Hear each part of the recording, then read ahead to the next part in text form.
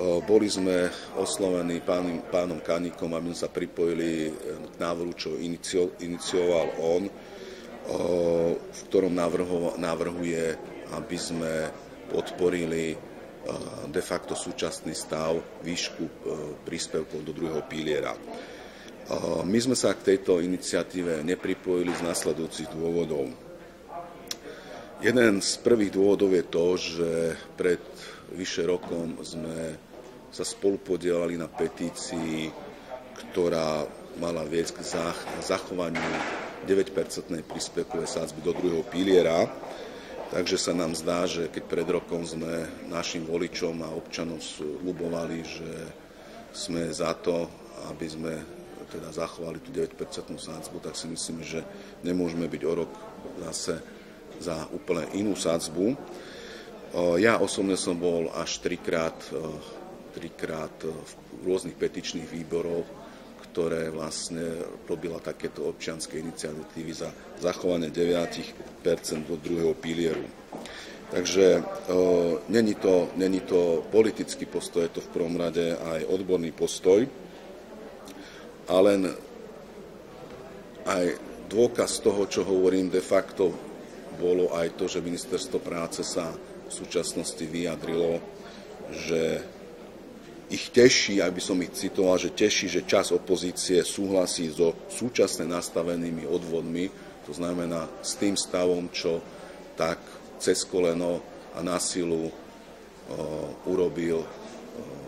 urobila vláda a strana Smer v minulom roku, to znamená drastickým spôsobom znížila príspevky do druhého piliera a napriek deklarovaným sľubom, že toto neurobí, tieto sľuby strana Smer dala tesne pred voľbami ústavných dvoch súčasných ústavných činiteľov. Takže ja chcem len potvrdiť a povedať len to, že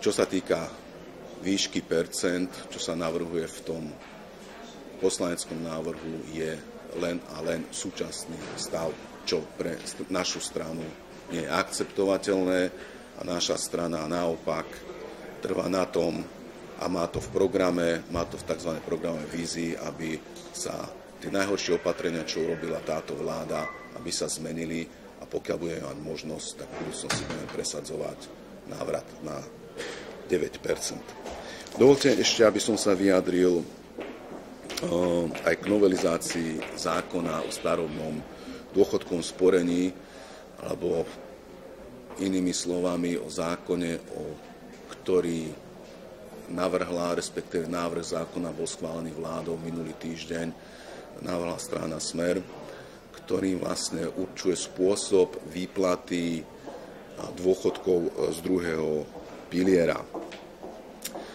Môj odborný, nielen politický, ale odborný názor je, že tento zákon je jeden z najhorších zákonov alebo návrhov zákonov súčasnej vlády, ak nie najhorší. Pokúsim sa vysvetliť, prečo. Je tam viacero dôvodov, ale stručne to zhrniem, že týmto zákonom vlastne vláda núti uzavrieť zmluvy s životnou poisťovňou aj tých ľudí, pre ktorých to môže byť explicitne nevýhodné. Takúto nutnosť uzavrieť zmluvu v prípade, že občan to môže pociťovať ako nevýhodné, považujem za diskriminačné a určite k tomu bude veľká diskusia.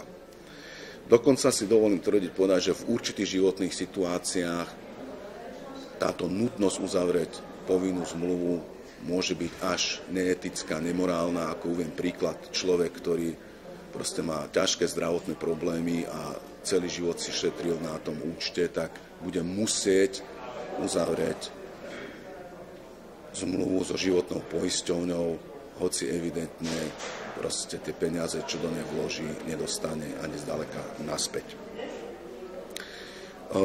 Podľa predbežných prepočtov, čo nám bolo prezentované, tak približne za každých 1000 eur peňazí, čo si človek ušetril, dostane ponuku od životnej poisťovne v približne vo výške 5,4 €. Určite ešte sa nehovorí o poplatkoch a tak ďalej. Takýto druh zmluvy môže síce niekto považovať za výhodný, ale určite veľa ľudí, včetne mňa, to považuje za takýto druh zmluvy nevýhodný a preto sme zásadne proti tomu, aby sa takto formuloval spôsob výplaty z druhého piliera.